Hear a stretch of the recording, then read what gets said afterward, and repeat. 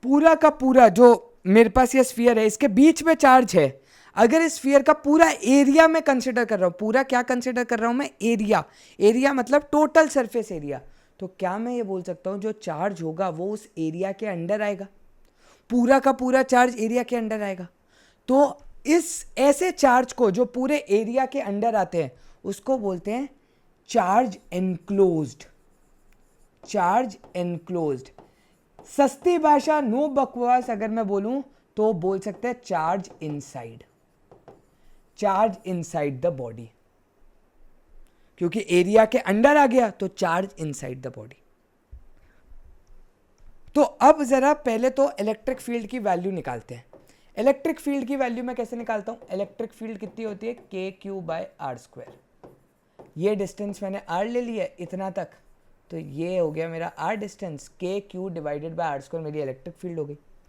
जो मेरा एरिया हो गया, अगर मैं टोटल एरिया की बात करूं, क्योंकि मुझे टोटल फ्लक्स निकालना है तो मुझे टोटल एरिया चाहिए, टोटल एरिया मेरा कितना हो जाएगा 4 पाई आर स्क्वायर, जो कि एरिया ऑफ क्या होता है, मेरा पूरा का पूरा एरिया ऑफ क्या क्या होता है, स्फीयर होता है।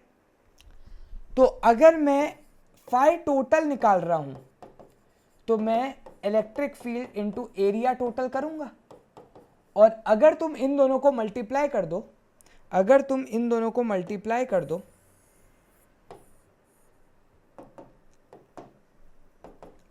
K q by r square into 4 pi r square, ये दोनों पार्ट कैंसिल हो गए, के होता है 1/4 pi epsilon not into Q into 4 पाई, 4 पाई से 4 पाई कैंसिल, आपका जो फाई टोटल आएगा ना, ये फाई है, ठीक है, phi total that will come out to be q upon epsilon naught. और अगर तुम थोड़ा सा ज़्यादा दिमाग लगाओगे तो ये जो क्यू है ये basically charge inside the surface था, charge enclosed by the surface था, एप्सिलॉन नॉट तो परमिटिविटी ऑफ फ्री स्पेस होती है। सो गॉस ने ये बोला कि टोटल फ्लक्स निकालने का एक और तरीका है, अगर तुम इलेक्ट्रिक फील्ड और एरिया नहीं समझ पा रहे कि कितना कैसे निकालूं मैं, तो मैं क्या कर सकता हूं, फाई टोटल निकालने का या फ्लक्स टोटल निकालने का एक और तरीका लिख सकता हूं, और वो ये है कि my flux total will be equal to charge enclosed divided by epsilon naught. ये थी गॉस की स्टेटमेंट। क्योंकि हर बार इलेक्ट्रिक फील्ड निकालना हो सकता है हमारे लिए डिफिकल्ट हो, तो हम लोग सीधा फ्लक्स अगर मुझे निकालना है तो flux is equal to charge upon epsilon naught. और ऑब्वियसली फ्लक्स का दूसरा फॉर्मूला तो हमें पता ही है, ई डॉट ए होता है। समझ में आई बात? पक्का? I hope this is making things clear. ठीक है, सो यही था। देखो, द लॉ इम्प्लाइज, तो अगर आपके सरफेस पे जो आपने सरफेस बनाया है, अगर उस सरफेस पे कोई भी चार्ज एनक्लोज नहीं है, तो आप ये मान के चलो कि आपका जो इलेक्ट्रिक फ्लक्स आएगा वो आपका जीरो आएगा। क्या आएगा? इलेक्ट्रिक फ्लक्स जीरो, क्योंकि चार्ज एनक्लोज ही अगर जीरो हो गया तो phi total is equal to zero upon epsilon naught, that is zero. वो लाइन इधर लिखी हुई है। अब हम लोग थोड़ा सा से फिगर 1.23 देखेंगे। Here the electric field is uniform and we are considering a closed cylindrical surface with its axis parallel to the uniform field. The total flux phi through the surface is phi is equal to phi 1 plus phi 2 plus phi 3, where phi 1 and phi 2 represent the flux through the surface 1 and 2 of the cylinder, and phi 3 is the flux through the curved cylindrical part. Now the normal to the surface 3 at every point is perpendicular, so flux is 0. However, the outward normal to 2 is along E, while the outward normal to 1 is opposite to E. Therefore, phi 1 is equal to minus ES1, phi 2 is equal to ES2, S1 is equal to S2, which is equal to S, where S is the area of circular cross section, thus the total flux is 0, as expected by Gauss law. Thus, whenever you find that the net electric flux through a closed surface is 0, we conclude that the total charge contained in the closed surface is 0. तो main बात हमें सिर्फ ये last में line याद रखनी है। ये क्या था, ये तो मैं प्रूफ करके बता रहा हूँ। whenever you find that net electric flux through a closed surface is zero, अगर net electric flux किसी भी surface का zero आ रहा है, we conclude that the total charge in the closed surface will be zero. पूरे surface के अंदर जो मेरा total charge होगा वो भी क्या आएगा, जीरो आएगा. अगर मैं इसको थोड़ा सा ध्यान से देखो, उन्होंने ये एक सिलेंडर बनाया और इलेक्ट्रिक फील्ड का डायरेक्शन ये है जो उनके एक्सेस से पैरेलल है. तो मैं इसका तुम लोग को अब प्रूफ करवाता हूँ. तो वापस हम लोग देखते हैं यार कि क्या लिखा हुआ है. ठीक है, तो हम लोग देखते हैं. आपको एक सिलेंडर बना के दिया हुआ है उन्होंने. आपको एक क्या बना के दिया हुआ है, सिलेंडर. सिलेंडर के खुद सोचो कितने सरफेस होते हैं. अगर मैं ये बॉटल लूँ मेरी, अगर ये सिलेंड्रिकल बॉटल लूँ, तो सिलेंड्रिकल बॉटल अगर मान के चल लो ये सिलेंडर बन रहा है, तो ऑब्वियसली एक सरफेस ये है जहाँ से आपका बेसिकली आप बोल सकते हो एक सरफेस है. जो आपका अपर सरफेस होता है वो होता है, और एक आपका कर्व्ड सरफेस होता है. खुद सोचो, जब सिलेंडर का, मैं बहुत लोगों को बहुत सिंपली एक चीज़ समझाता हूँ भाई. अगर तुम्हें एरिया ढूंढना है, टीएसए ढूंढना है, टीएसए ऑफ सिलेंडर कैसे ढूंढते थे. अब ऑफ कोर्स वाली बात है, तुम्हें फॉर्मूला पता है 2 pi R R plus H, bracket में आर प्लस एच. बट ये आता कैसे था, आता था curved surface area, 2 pi R H से कर्व्ड सरफेस एरिया, फिर पाई आर स्क्वायर ऊपर का जो सर्कुलर एरिया है और नीचे का पाई आर स्क्वायर. इन तीनों को जब तुम ऐड करते थे तो तुम्हारे पास टोटल सरफेस एरिया आता था. अगर तुम्हें टोटल सरफेस एरिया किसी चीज का निकालना आ जाए तो कहां कहां पर तुम्हें फ्लक्स ढूंढना है ये भी तुम्हें पता लग जाएगा. ठीक है, वापस मेरी बात, टोटल सरफेस एरिया. तो टोटल सरफेस एरिया तुम लोग कैसे ढूंढते थे. मेरी इलेक्ट्रिक फील्ड बेटा इस डायरेक्शन में जा रही है. किस डायरेक्शन में जा रही है इलेक्ट्रिक फील्ड, इस. एक सरफेस मेरा ये होता है, this is my one surface, this is my second surface. ठीक है, and my third surface is the curved surface. ये जो कर्व्ड सरफेस मेरा आता है वो मेरा थर्ड सरफेस होता है. अब जरा ध्यान से देखते हैं, थोड़ा सा ध्यान से समझने की कोशिश करना. अगर मैं इस सिलेंडर को एक बार के लिए ऐसे बनाऊं, ऐसे बना दूं, तो अगर मैंने इसको ऐसे कर दिया तो मेरी इलेक्ट्रिक फील्ड का डायरेक्शन मान लो कि ऐसे है. और अगर तुम इलेक्ट्रिक फील्ड नहीं भी बना रहे, अभी सिर्फ सरफेस देखो, अभी सिर्फ और सिर्फ बेटा सिर्फ सरफेस देखो कि क्या मैं बताने की कोशिश कर रहा हूं.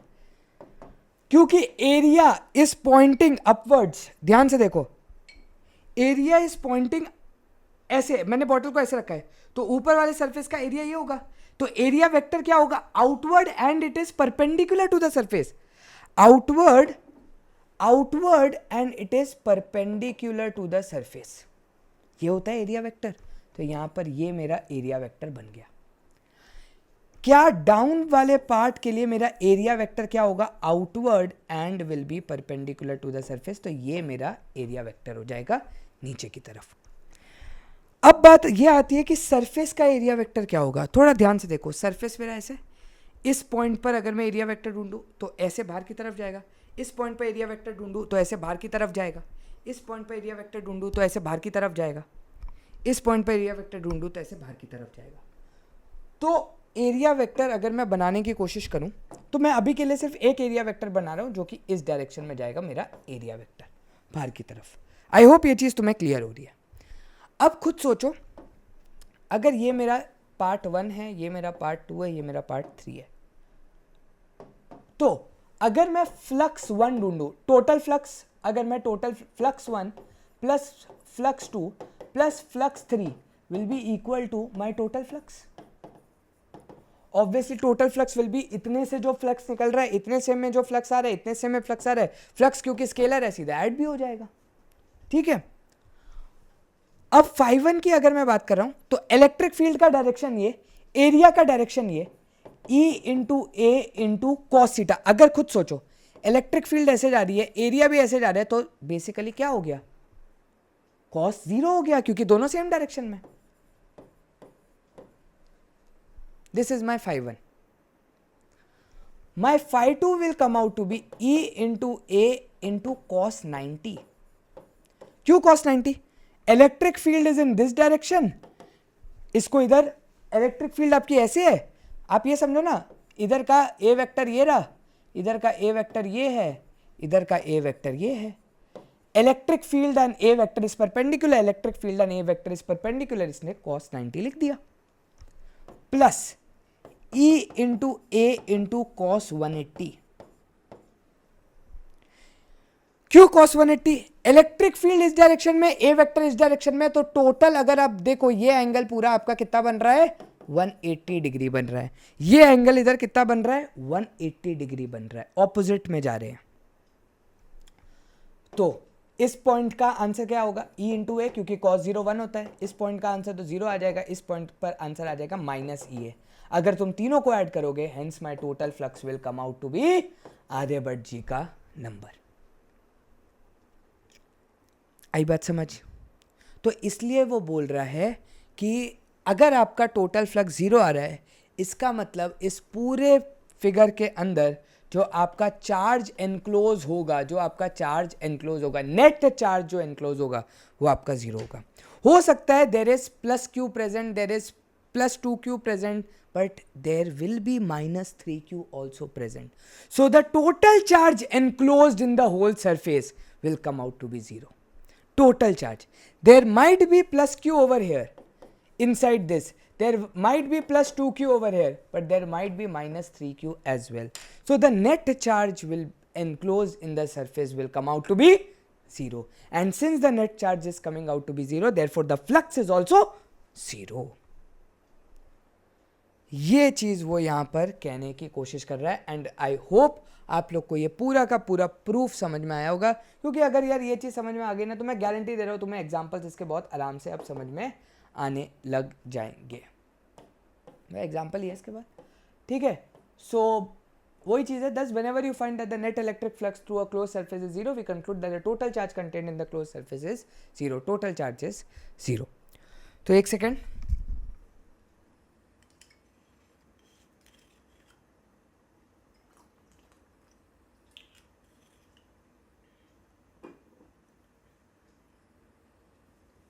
चलो. So the great significance of Gauss law, जो इक्वेशन 1.31 बताती है, is that it is true in general and not only for the simple case, कि सिर्फ स्फेरिकल केस के लिए वैलिड नहीं है. जितने भी इस दुनिया में तुम केसेस बना सकते हो, उन सब के लिए ये वैलिड है, सब के लिए. ठीक है. Let us note some important, but कुछ कंडीशंस है जब हम लोग गॉस लॉ लगाते हैं, क्योंकि बच्चे यहीं पर फेल हो जाते हैं. Gauss law is true for any closed surface no matter what its shape or size is. Gauss law is valid for only closed surface, closed surface, closed surface. अगर तुम्हारा सरफेस क्लोज नहीं है तो भाई कुछ भी करके उस सरफेस को क्लोज करो. समझ में आई बात? सरफेस को क्लोज करो. अगर सरफेस क्लोज नहीं है तो गॉस लॉ उस पर हम नहीं लगाएंगे. ठीक है, समझ में आई बात? पक्का? The term Q on the right side of Gauss law includes the sum of all charges enclosed by the surface. मैंने अभी बताया था, एक प्लस Q, एक प्लस 2Q, एक minus 3Q. Sum of all the charges is coming out to be 0. So sum of all charges enclosed by the surface. हो सकता है कि चार्ज प्रेजेंट हो, जरूर नहीं कि चार्ज 0, चार्ज हो सकता है प्रेजेंट हो, लेकिन सम जो नेट चार्ज है वो आपका 0 है. So the charges may be located anywhere inside the surface, but the net charge अगर आपका 0 आ रहा है तो आपका फ्लक्स भी 0 आएगा. In the situation when the surface is so chosen that there are some charges inside and some outside, the electric field whose flux appears on the left side of equation 1.31, the electric field is due to all the charges both inside and outside S. The term Q on the right side of Gauss law, however, represent only the total charge inside S. जब आप एक ऐसा, let suppose आप एक ऐसा surface ले रहे हो, कुछ बाहर भी चार्जेस प्रेजेंट है, कुछ अंदर भी चार्जेस प्रेजेंट है, लेकिन जब आप गॉस लॉ ले रहे हो, जब आप गॉस लॉ के बारे में पढ़ रहे हो, तो गॉस लॉ के बारे में चार्ज इनसाइड द सरफेस, जो आपने एरिया एलिमेंट लिया है, जो आपने पूरा स्ट्रक्चर लिया है, चार्ज इनसाइड ही आप टेकन इनटू कंसिडरेशन करोगे. लेकिन यस, अगर कोई तुमसे नेट इलेक्ट्रिक फील्ड पूछे तो इस चार्ज के वजह से भी इलेक्ट्रिक फील्ड लगेगी, जो बाहर चार्जेस है उसके वजह से भी इलेक्ट्रिक फील्ड लगेगी. गॉस लॉ इलेक्ट्रिक फील्ड का अकाउंटेंसी नहीं दे रहा है, गॉस लॉ चार्ज के बारे में यहाँ पर बता रहा है. तो हम लोग सिर्फ चार्ज एनक्लोज्ड वाला पार्ट ही कंसिडर करेंगे. The term Q on the right side of Gauss law however represent only the total charge which is inside the surface. The surface that we choose for the application of Gauss law is called the Gaussian surface. जितने भी हम लोग surfaces बनाते हैं उनको हम लोग Gaussian surface कहते हैं. You may choose any Gaussian surface and apply Gauss law. आप कोई भी अपने हिसाब से सर्फेस बना सकते हो और उसको गॉस लॉ उस पर अप्लाई कर सकते हो. However take care not to let the Gaussian surface pass through any discrete charge. This is because electric field due to a system of discrete charges is not well defined at the location of any charge. However, the Gaussian surface can pass through a continuous charge distribution. वो बस ये line को इतना depth में मत जाओ, सिर्फ एक ही पॉइंट पर जाओ लाइन के. और वो इतना सा पॉइंट बेसिकली बेटा ये है कि when you talk about a surface और आप गॉसियन सरफेस मतलब एरिया एलिमेंट ले रहे हो, तो एरिया एलिमेंट ऐसे नहीं कि स्पेसिफिक एक चार्ज, जैसे उधर मेरा प्लस क्यू था, प्लस 2q है और माइनस 3q है, तो सिर्फ मैंने एरिया एलिमेंट एक माइनस 3q से ले लिया. नहीं, whenever you are taking an element either it should contain all the charges. ठीक है, आपको उस हिसाब से लेना है कि इधर से भी एक एरिया ले रहे हो, इधर का भी एरिया ले रहे हो, इधर का भी एरिया ले रहे हो सो दैट सारे आपके चार्जेस इंक्लूड हो जाए. या फिर आप एक कंटिन्यूस चार्ज डिस्ट्रीब्यूशन का पूरा पार्ट लेकर के करो इसको सॉल्व. वो ये चीज़ कहने की कोशिश कर रहा है. However the Gaussian surface can always pass through a continuous charge distribution. Gauss law is often useful towards a much easier calculation of the electrostatic field when the system has some symmetry. This is facilitated by the choice of a suitable Gaussian surface. अगर system में symmetry है तो Gauss law लगाना बहुत आसान है. और जब हम लोग क्वेश्चन सॉल्व करेंगे तो तुम्हें पता भी लगेगा. ठीक है, गॉस लॉ लगाना बहुत आसान हो जाता है जब सिस्टम में सिमेट्री होती है. तो आप लोग अपने हिसाब से गॉसियन सरफेस मान करके चीज़ों को सॉल्व कर सकते हो. Finally, Gauss law is based on the inverse square dependence on distance contained in the Coulomb's law. Any violation of Gauss law will indicate departure from the inverse square law. तो ये कोई as such कुछ खास point नहीं है, बस यही बता रहा है. Finally Gauss law is based on the inverse square dependence on the distance contained in the Coulomb's law. तो ये भी आपका इन्वर्स स्क्वायर डिपेंडेंस पर ही है. अगर आपका गॉस लॉ वायलेट अगर आप कोई करते हो तो आप इसका मतलब इन्वर्स स्क्वायर लॉ को वायलेट कर रहे हो. Not a much needed point, simple रखो. So now we need to start example 1.10. ठीक है, गेयर अप कर लो बेटा, थोड़े चने वने अपने, थोड़े बादाम बादाम खा लो, क्योंकि अब जो बेटा दिमाग लगने वाला है इन 1 2 फिर उसके बाद 2 एग्जाम्पल, फिर उसके बाद एप्लीकेशन. ये 2 एग्जाम्पल में भी पहले तो दिमाग बहुत ज़्यादा लगने वाला है और उसके बाद एप्लीकेशन और उसके बाद एंडिंग. तो बेटा आज दिमाग बहुत खर्च होगा, तो please get your self packed up, charged up, rest low, pause करो, वापस आओ. ठीक है, लेट्स मीट फर्दर. एग्जाम्पल 10. ठीक है, the electric field components in figure 1.24 आपको फिगर दी हुई है. Are E x is equal to alpha root x. ठीक है, एक्स की पावर हाफ रूट एक्स हो गया. ई वाई आपको 0 दिया हुआ है, ई जेड आपको 0 दिया हुआ है, मतलब वाई के डायरेक्शन में कोई इलेक्ट्रिक फील्ड नहीं है, जेड के डायरेक्शन में कोई इलेक्ट्रिक फील्ड नहीं है, सिर्फ इलेक्ट्रिक फील्ड इस डायरेक्शन में जा रही है. ऑल राइट, इन विच अल्फा आपको दिया हुआ है 800. Calculate the flux through the cube and the charge within the cube. Assume that A is equal to 0.1 metre. अच्छा जी, थोड़ा सा ध्यान से बेटा चीज़ों को समझना. मैं कुछ चीज़ें आप लोग को यहाँ पर ट्राई करूँगा जितनी अच्छे से डिलीवर हो सके. इन चीज़ों को थोड़ा सा ध्यान से समझना. सबसे पहले तो वो ये बोल रहा है कि इलेक्ट्रिक फ्लक्स सिर्फ और सिर्फ एक्स डायरेक्शन में.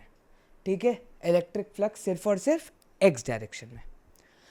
इसका मतलब इस सरफेस से क्यूब का जो ये वाला सरफेस है, क्यूब का जो ये वाला सरफेस है, क्यूब का जो फ्रंट जो आपको दिख रहा है फ्रंट वाला जो जेड के तरफ सरफेस है वो, और जो बैक सरफेस है, उन सब से जो फ्लक्स होगा वो तो वैसे ही 0 हो गया क्योंकि इलेक्ट्रिक फील्ड वहां से जा ही नहीं रही है. तो ई डॉट ए 0 हो गया क्योंकि ई 0 है. ये बात समझ में आती है. फ्लक्स का फॉर्मूला क्या था? E dot A. करेक्ट बात है, फ्लक्स का फॉर्मूला क्या था? E dot A. तो यहाँ से आपको अगर समझ में आ रहा है कि ई डॉट ए है तो ई ही अगर आपका 0 है तो आपका फ्लक्स भी आपका 0 आ जाएगा. अगर ये आपका ये 0 है तो आपका ये भी 0 हो जाएगा.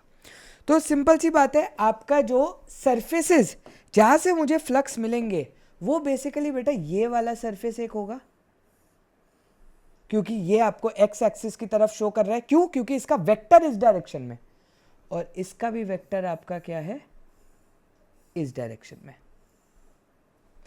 इस डायरेक्शन में।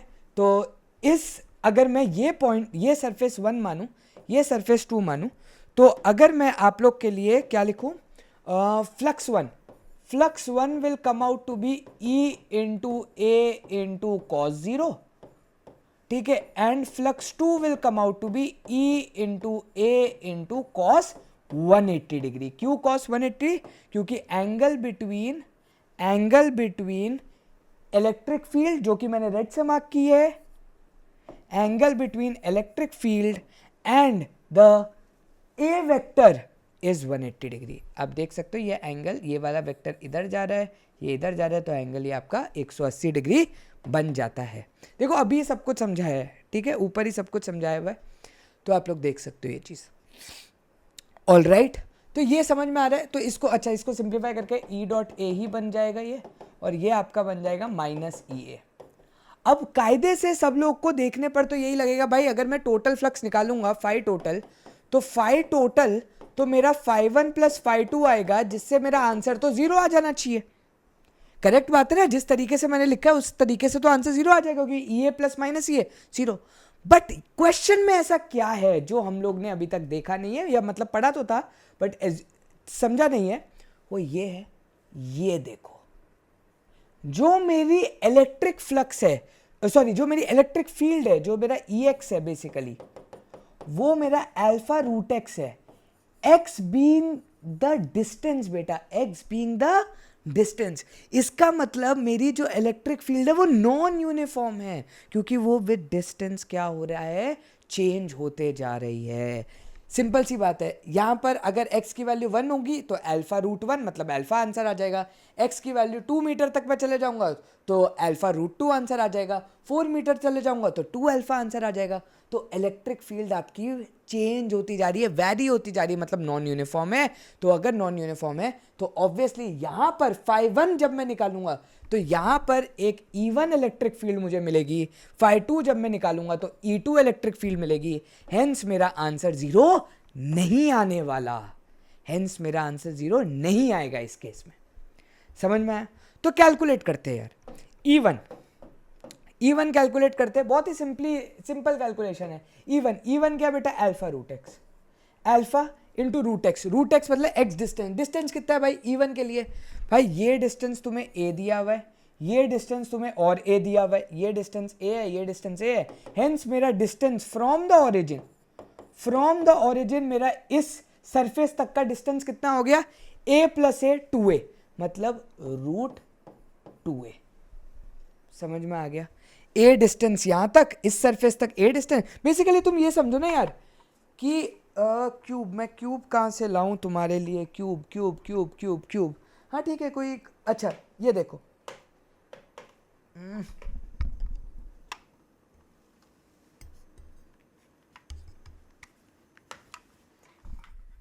ये मेरा कैमरा का चार्जर है, ठीक है। तो क्यूब ऐसे रखा है, तो खुद सोचो, अब देखो समझो इस बात को, ओरिजिन बेसिकली क्या हो गया,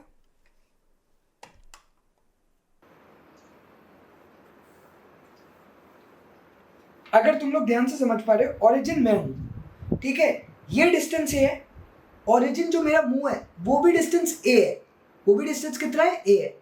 तो इस पॉइंट तक पहुंचने के लिए, ये क्योंकि एक क्यूब वाला सरफेस हो गया, इस पॉइंट तक पहुंचने के लिए ओरिजिन से मैं कितना दूर जा रहा हूं, ए प्लस ए, मतलब 2A डिस्टेंस दूर जा रहा हूं। समझ में आई बात? समझ में आई? ठीक है, तो इसलिए electric field at surface 1 will be equal to alpha into root x where x is distance, क्योंकि ex दिया हुआ है, x मतलब डिस्टेंस है आपका, तो x की वैल्यू 2a हो गई। एरिया क्या होगा, एरिया तो बेटा एरिया वेक्टर मतलब एरिया की वैल्यू, क्योंकि यहाँ पर हमने डॉट प्रोडक्ट ही लेना है, तो वैल्यू कितनी हो जाएगी एरिया की, एरिया तो बेटा स्क्वायर क्यूब का एक साइड का एरिया कितना होता है, एक क्यूब ले लो, उसका एक सरफेस का एरिया, एक साइड का एरिया कितना होगा, a स्क्वायर, तो a स्क्वायर से मल्टीप्लाई कर दो, सिंपल सी बात है यार, एरिया आपका हो जाएगा बेटा a स्क्वायर। ठीक है, तो ये आपका फर्स्ट φ1 आ गया। अब अगर मैं φ2 की बात करूं यार, तो मेरा φ2 क्या हो जाएगा, alpha into root x, x क्या है ए डिस्टेंस, सरफेस 2, सरफेस 1 मेरा ये वाला था, सरफेस 2 मेरा ये है, तो मैं ए डिस्टेंस हूं यहां से यहां तक, तो अल्फा रूट ए, और एरिया तो ऑब्वियसली आपका क्या है ए स्क्वायर ही है, और क्योंकि ये पूरे के साथ एक माइनस साइन और लग जाएगा, क्या लग जाएगा, एक माइनस साइन, ठीक है, आपका माइनस साइन और लग जाएगा। तो मेरा टोटल फ्लक्स बेटा कितना आ गया, टोटल फ्लक्स मेरा आ गया, अगर मैं अल्फा ए स्क्वायर कॉमन ले लूं, अल्फा ए स्क्वायर कॉमन ले लूं, तो root two A minus root A, सही बात है। φ1 is alpha A square into root two A, φ2 is minus alpha A square into root A, तो मैं क्या कर सकता हूँ, अल्फा ए स्क्वायर कॉमन देके root two A minus root A लिख सकता हूँ। तो ये बेटा मेरा एक तरीके से आंसर बन गया। इसको अगर मैं और सिंप्लीफाई करूं तो अल्फा ए स्क्वायर मैं रूट ए बाहर ले लेता हूं, ठीक है, तो वो हो जाएगा रूट टू माइनस वन, और रूट ए मतलब होता है A power half, A power half into A square मेरा हो जाएगा A power 5/2 into root two minus one. ये मेरा बेटा फाइनल आंसर आ जाएगा, ठीक है। ए की वैल्यू आपको 0.1 दी हुई है, अल्फा की वैल्यू आपको 800 दी हुई है। अगर मैं सब्स्टिट्यूट करूं तो ऑब्वियसली अब मुझे ये कैलकुलेटर से करना पड़ेगा, ठीक है, एक बार वेरीफाई भी हो जाएगा इसी बहाने आंसर हमारा, ठीक है। अल्फा की वैल्यू दी हुई है बेटा 800, अल्फा की वैल्यू दी हुई है 800 इंटू 0.1 की पावर 5/2। अब मैं 0.1 की पावर 5/2 ऑब्वियसली यार स्कूल लेवल पर इस टाइप की कैलकुलेशन नहीं आती, 0.1 का पहले तो अंडर रूट ढूंढना पड़ेगा, ठीक है, देखते जाना, मैं इधर करते जाता हूँ। 0.1 का अंडर रूट पहले ढूंढा, ठीक है,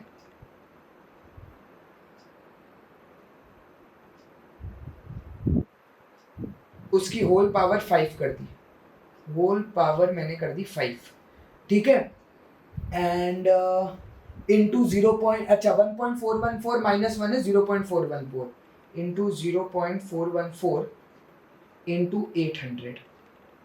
आई होप हमारा आंसर यही हो, मैं फाइनल आंसर लिख देता हूँ इधर 1.047, ठीक है। ये मेरा फ्लक्स आ रहा है, ये मेरी फ्लक्स की वैल्यू आ रही है, ठीक है, newton metre square upon coulomb.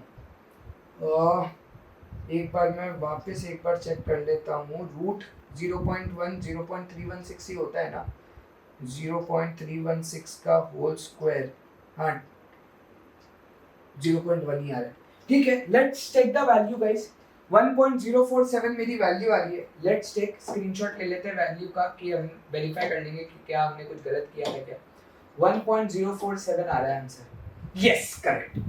तो उन्होंने राउंड ऑफ टू 2 डेसिमल कर दिया जो कि है 1.05। हाँ देखो यही बन रहा है 800 इंटू 0.1 की power 5/2 into root two minus 1, तो करेक्ट है अपना आंसर, ठीक है। आई होप ये चीज आपको समझ में आई होगी। अब ये ए पार्ट निकाला, फ्लक्स आपको निकालना है, फ्लक्स इलेक्ट्रिक फील्ड था, एरिया था, ई डॉट ए ढूंढ लिया।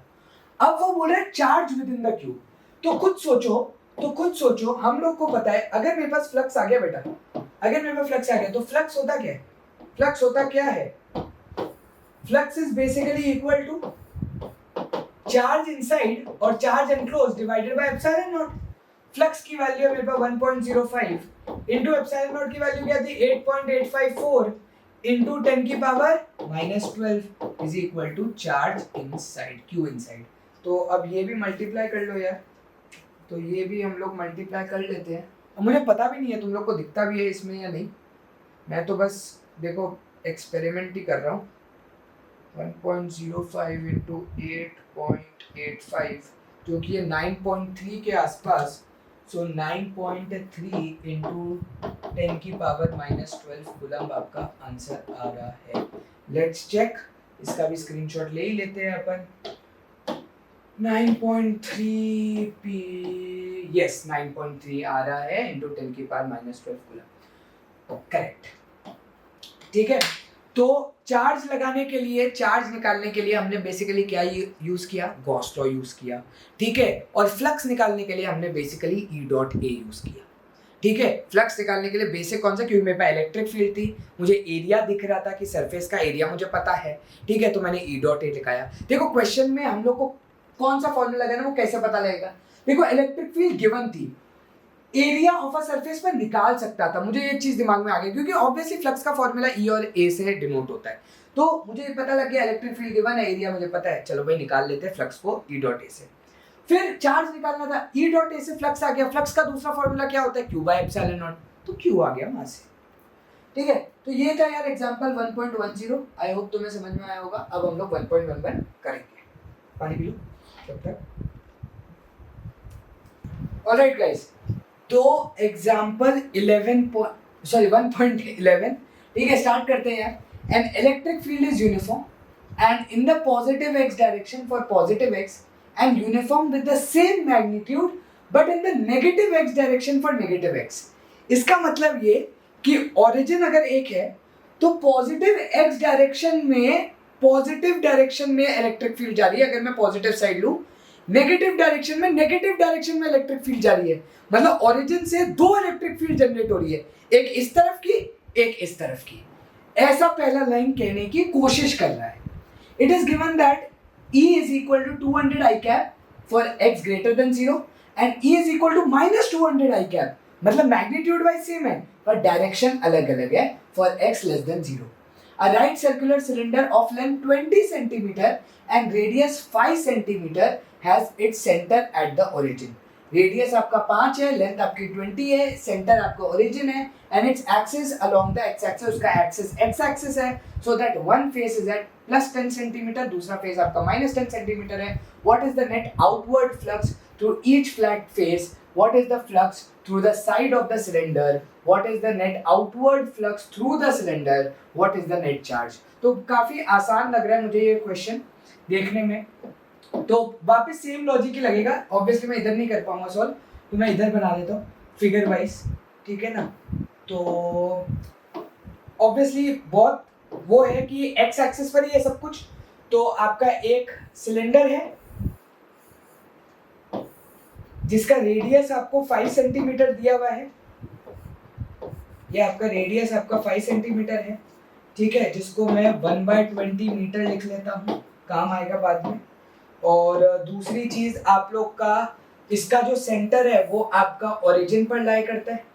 टोटल लेंथ आपके पास है, ये आपका जो कोऑर्डिनेट होगा एक तरीके से, मतलब ये वाला तो नहीं, ऑब्वियसली ये वाला जो कोऑर्डिनेट होगा वो आपका कोऑर्डिनेट क्या होगा, -10,0, और इधर वाला जो आपका कोऑर्डिनेट होगा वो आपका होगा +10,0, क्योंकि टोटल लेंथ आपको कितनी दी हुई है, 20 सेंटीमीटर आपको टोटल लेंथ यहाँ पर दी गई है, और जो एक्सिस ऑफ द आपका ये है वो एक्स एक्सिस ही है, जो एक्सिस ऑफ सिलेंडर आपको दिया है वो एक्स एक्सिस ही है, ठीक है।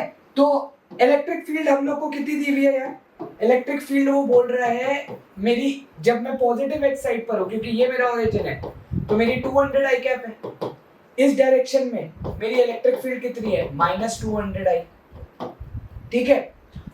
हम लोग को नेट आउटवर्ड फ्लक्स निकालना है, ठीक है, net outward flux from the surface निकालना है। तो net outward flux from this surface कितना हो जाएगा, E इंटू ए, ठीक है। अच्छा पहले तो एरिया वेक्टर बनाओ, सरफेस ऐसा है, मैंने अभी अभी बताया था जब सिलेंडर का वो वाला हमने प्रूफ किया था, सरफेस इस तरफ है तो एरिया वेक्टर बाहर की तरफ ऐसे जाएगा, एरिया वेक्टर E वेक्टर 200 आई कैप, मतलब इस डायरेक्शन में E वेक्टर ऐसे है और इस डायरेक्शन में आपका E वेक्टर ऐसे है, ठीक है।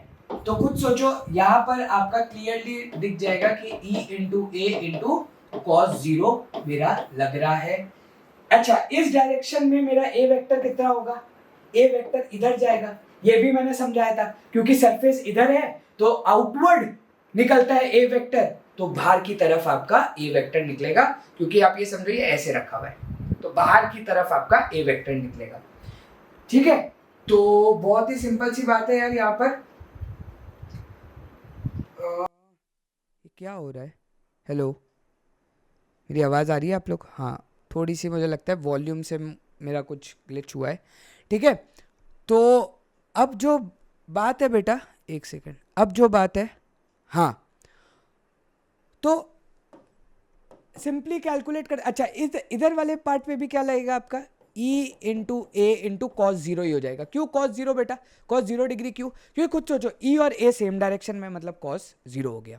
तो E आपका है यहाँ पर मैग्नीट्यूड वाइज, क्योंकि हम लोग ने डायरेक्शन ले लिया है तो हम लोग सिर्फ मैग्नीट्यूड लेंगे, क्योंकि 200 इंटू माइनस आई कैप लिखा हुआ है, माइनस आई मतलब ये डायरेक्शन। क्यों बेटा, ये चीज हमेशा याद रखना, बच्चे यहीं पर कंफ्यूज हो जाते हैं कि जब आपने डायरेक्शन ले लिया है तब आपको सिर्फ मैग्नीट्यूड ही कंसीडर करना पड़ता है, फिर आपको प्लस माइनस कंसीडर नहीं करना है, ठीक है, सिर्फ मैग्नीट्यूड कंसीडर करना है। तो इलेक्ट्रिक फील्ड की वैल्यू है 200, एरिया की वैल्यू क्या हो जाएगी, पाई आर स्क्वायर, तो pi into r square, r कितना है 1/20 होल स्क्वायर, ठीक है। तो ये आप लोग का कितना आंसर आ जाएगा 1/400, तो ये तो सीधा पाई/2, अरे ये तो पाई/2 आंसर आ रहा है, ये तो पाई/400 इंटू 2 से तो सीधा पाई/2 हो गया, यहां पर भी पाई/2 ही आंसर होगा यार, है ना। ई है 200, ए आपका पाई इंटू 1/20 स्क्वायर, मतलब 1/20 इंटू 1/20, ये आपका 10 से कैंसिल हुआ, ये आपका 2 से, हाँ भाई पाई/2 आंसर आ रहा है, मतलब 3.14, तो 1.57 आपका आंसर होगा, 1.57 न्यूटन मीटर स्क्वायर पर कूलम, ठीक है। नेट आउटवर्ड फ्लक्स तो आपका ये हो गया सीधा सीधा, है ना, बस नेट आउटवर्ड फ्लक्स ये हो गया आपका। एक बार चेक कर लेते फटाफट से आंसर अपने, ठीक है। तो नेट आउटवर्ड फ्लक्स, हाँ भाई देख लो 1.57 ही आ रहा है नेट आउटवर्ड फ्लक्स, है ना, आउटवर्ड फ्लक्स मेरा 1.57 ही आ रहा है।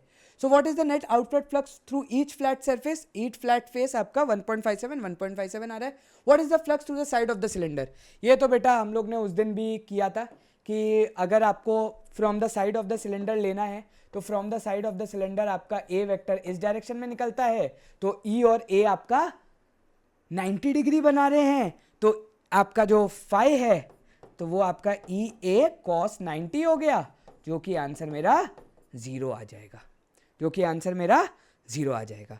तो मेरा जो सरफेस के थ्रू फ्लक्स निकल रहा है वो मेरा आपका 0 हो जाएगा, ठीक है, हाँ यस 0 दिया हुआ है। What is the net outward flux through the cylinder, तो टोटल आउटवर्ड फ्लक्स हो जाएगा पाई/2 प्लस पाई/2, इधर वाला पाई/2 1.57, इधर वाला 1.57, so net outward flux will be पाई/2 प्लस पाई/2 which will come out to be pi itself, that is 3.14। हाँ भाई वही आंसर है, कितना आसान क्वेश्चन है, ठीक है। What is the net charge, net charge के लिए क्या लगाओगे बेटा, गॉस लॉ लगाओगे, नेट चार्ज के लिए क्या लगाओगे, गॉस लॉ लगाओगे, तो गॉस लॉ लगा देते बेटा, तो फ्लक्स इज इक्वल टू क्या होता है, flux is equal to net charge q net inside divided by epsilon naught, ये तो आपकी पाई है मतलब 3.14 है, 3.14 इंटू एप्सिलॉन नॉट कर देना, वो आपका क्यू इनसाइड आ जाएगा, ठीक है बेटा। सी वाला आंसर अगर तुम लोग ने एक बार के लिए 0 सोचा होगा तो 0 नहीं बेटा, क्योंकि मैग्नीट्यूड ही हमें कंसिडर करना है, फ्लक्स एक स्केलर क्वांटिटी है, वो आपका पाई/2 आया, ये आपका पाई/2 आया, आपको सिर्फ वैल्यू कंसिडर करनी है, फ्लक्स स्केलर है, वेक्टर नहीं है कि इस डायरेक्शन में जा रहा है तो उल्टा होगा, इस डायरेक्शन में जा रहा है उल्टा होगा, नहीं, सिर्फ वैल्यू 1.57 उधर, पाई/2 उधर, पाई/2 इधर, पाई/2 प्लस पाई/2 इज पाई, ठीक है। तो 3.14 इंटू एप्सिलॉन नॉट कर दो बेटा, आंसर आ जाएगा, और इन्होंने भी वही चीज की है। सो दिस इज इट, अब हम लोग एप्लीकेशन ऑफ गॉस लॉ शुरू करेंगे, तो कुर्सियों की पेटी बांध लीजिए, अब आ जाएगा इस चैप्टर का सबसे हार्ड पार्ट, आई होप आप लोग को समझ में आएगा, आगे मिलते हैं, ठीक है। सो गाइस मैं अभी वो एडिट कर रहा था तो मैंने देखा कि हमारा जो आगे का पार्ट बन चुका है वो मैंने पूरा ही बना लिया, लेकिन वो काफ़ी बड़ा बन रहा है, तो आज हम लोग यहाँ पर ख़त्म कर रहे हैं, ठीक है, एप्लीकेशन तक ही कर रहे हैं, मतलब एप्लीकेशन से पहले तक का ही आज हमने पढ़ा है, काफ़ी छोटा है, लेकिन मैंने एज एन होमवर्क बहुत सारे क्वेश्चंस आप लोग को दे दिए हैं, पिछले 3 दिन का आपको एक तरीके से सारांश मिल गया है एज योर होमवर्क, तो कम से कम आपके पास 30 क्वेश्चन होंगे, वो आज आप लोग को सॉल्व करने हैं, तो अभी तक जितना आपने पढ़ा हुआ है वो आपकी पूरी क्लैरिटी के साथ आपके अब सामने होगा, ठीक, तो वो आज आप लोग खत्म करो, और कल ये चैप्टर फिर हमारा डे 4 में खत्म हो जाएगा। Thank you guys for watching. जय श्री राम।